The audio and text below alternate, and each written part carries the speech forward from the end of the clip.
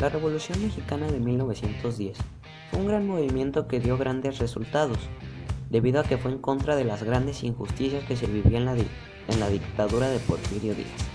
Sin embargo, esta no fue la única razón por la que el pueblo mexicano decidió levantarse en armas.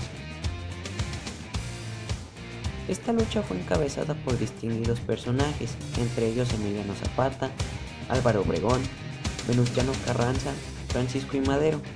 Es quien comienza el movimiento a partir del momento en el que decide enfrentar a Porfirio Díaz en las elecciones para la presidencia de México.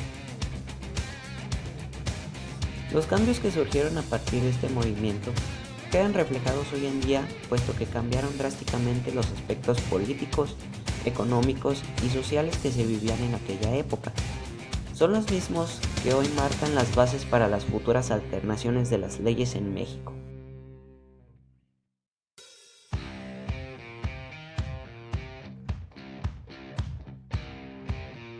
Francisco Ignacio Madero González nace en Parras de la Fuente, Coahuila, el 30 de octubre de 1873 y muere en la Ciudad de México el 22 de febrero de 1903. Fue un empresario y político mexicano.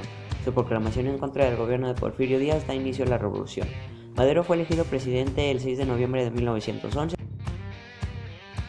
Emiliano Zapata Salazar, nacido en Morelos el 8 de agosto de 1879 y muere en Chinameca, Morelos, el 10 de abril de 1919.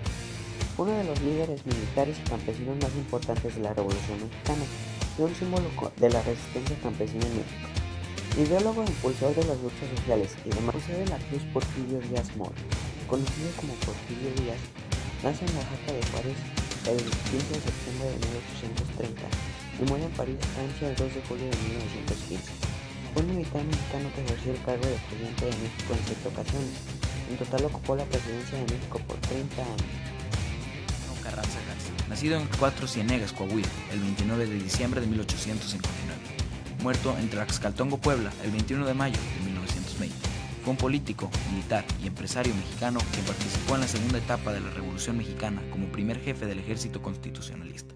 Fue presidente de México de 1914 a 1900. José Doroteo Arango Arámbula, mejor conocido como Francisco Villa o Pancho Villa, nació en San Juan del Río, Durango, el 5 de junio de 1878 y murió en Hidalgo del Parral, Chihuahua, el 20 de julio de 1923. Fue uno de los jefes de la Revolución Mexicana, cuya actuación militar fue decisiva para la derrota del régimen de la entonces Álvaro Obregón Salido. Nació en Navojoa, Sonora, el 19 de febrero de 1880. Murió en la Ciudad de México el 17 de julio de 1928. Fue un militar y político mexicano que participó en la Revolución Mexicana y fue presidente de México entre el 1 de diciembre de 1920 y el 30 de noviembre de 1924. 1. Porfiriato. Porfirio Díaz había ejercido el poder de forma dictatoria desde 1876 y había prometido su retirada del poder, hecho que no concretó y surgió el conflicto. La Revolución Mexicana fue un movimiento principalmente campesino que luchó por las reivindicaciones laborales y sociales de este sector de la sociedad. Aunque el gobierno de Porfirio Díaz hizo que la economía nacional mejorase, las clases más bajas se veían más desfavorecidas. Aunque Díaz había anunciado que no se postularía a la reelección, finalmente lo hizo y desató la revolución, que duraría al menos 10 años y en la que prácticamente todos sus líderes acabarían asesinados. Uno de esos líderes fue Francisco I. Madero, el cual cuando éste estaba haciendo campaña, fue detenido acusado de rebelión.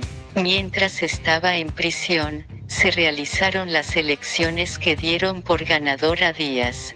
Posteriormente Madero fue liberado con prohibición de salir de San Luis Potosí.